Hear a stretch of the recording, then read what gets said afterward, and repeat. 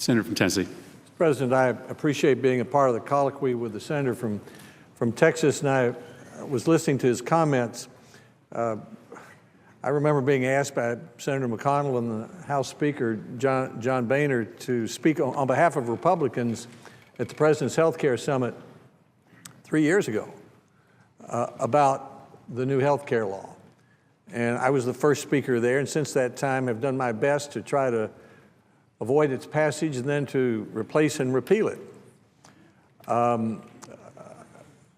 But I'm not in the shut down the government crowd. I'm in the let's take over the government crowd and elect a number of more Republicans and even a Republican president who agree with us and who want a different kind of health care law, one that introduces choice and competition and that actually reduces health care costs for most Americans.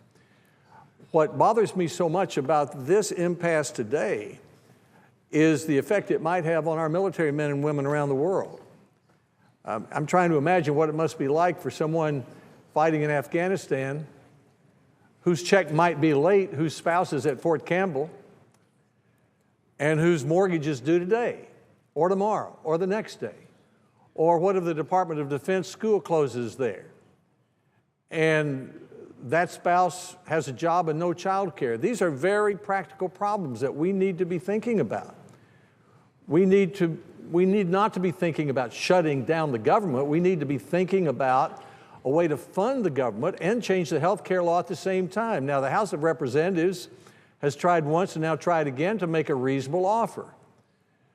They're reasonable suggestion, and these discussions are all about compromise, about taking suggestions that come from one body to the other body and taking what you can. So they've come back and said, well, the United States Senate had 79 senators, including many Democrats, who voted to repeal the medical device tax. Here's an opportunity to do that.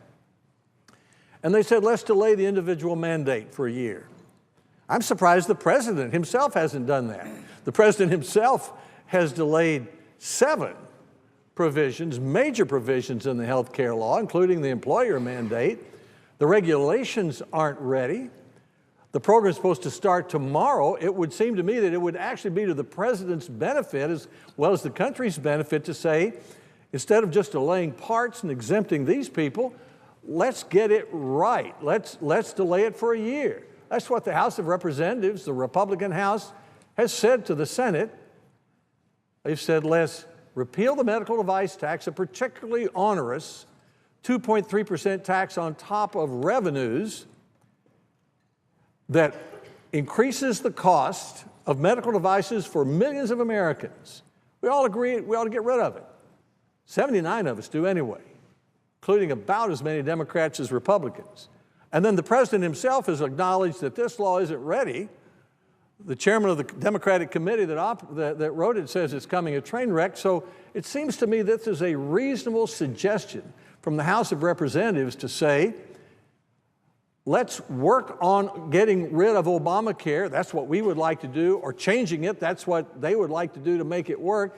But let's fund the government. Let's not run the risk that one single soldier fighting in Afghanistan has a paycheck that's one day late because his spouse is home in Fort Campbell and the mortgage can't be paid. Or the Department of Defense school is closed and there's no child care for the spouse who has a job while her husband or her or his wife is fighting overseas. Now, that's something we should not allow happen, whether we're Republicans or Democrats. And it may be that the majority leader agrees with that, and he's brought that up, and we've brought that up, but we should do more than bring up political points. People expect us to act like adults, work together, come to a result, so we can change the health care law, and we can keep the government going. I've said for 3 years that instead of the historic mistake we passed, expanding a health care delivery system that already costs too much, we should go step by step to have a health care law that actually reduces health care costs, make Medicare solvent, instead of taking $500 billion out of it for other programs. Give Medicaid more flexibility so governors can serve more people. Repeal the medical device tax. These are steps we could take. Make it easier for employees who want to help employees have a healthier lifestyle so they can have cheaper insurance. Allow people to buy insurance across state lines. Allow small businesses to pool their resources and offer insurance. I've listed a half dozen already. Steps we could agree on that would reduce health care costs in the country. That's where we should get. So I'm not in the shut down the government crowd, and neither are most anybody I know around here.